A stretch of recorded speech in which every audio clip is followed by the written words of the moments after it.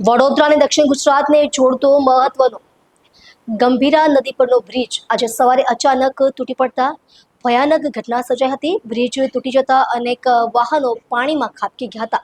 હાલમાં મળતી માહિતી અનુસાર આ દુર્ઘટનામાં ઓછામાં ઓછા 9 લોકોના મોત નીપજ્યા છે, જ્યારે અનેકને ગંભીર ઇજાઓ પહોંચી છે।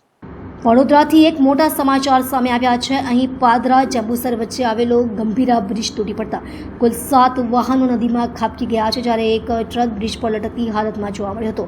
ઘટનાની જાણ થતાં જ તંત્રમાં દોડધામ મચી ગઈ હતી। આ દુર્ઘટનામાં અત્યાર સુધીમાં 9 લોકોના મોતની સત્તાવાર માહિતી મળી છે, જ્યારે 10થી વધુ લોકો ઇજાગ્રસ્ત થયાની માહિતી કલેક્ટરે આપી હતી। મધ્ય ગુજરાત અને સૌરાષ્ટ્રને જોડતો આ બ્રિજ આણંદ અને વડોદરા જિલ્લાને જોડવામાં પણ મહત્વપૂર્ણ ભૂમિકા ભજવે છે। માહિતી અનુસાર એક ટ્રક, એક બોલેરો અને એક બાઇક સહિત 5 વાહનો નદીમાં ખાબક્યા હોવાના અહેવાલ છે। આ મામલે ખુદ કલેક્ટરે ઘટનાની જાણકારી આપી છે। બ્રિજ ધરાશયી થઈ જવાના કારણે મોટા પાયે ટ્રાફિક જામની સમસ્યા પણ સર્જાઈ છે।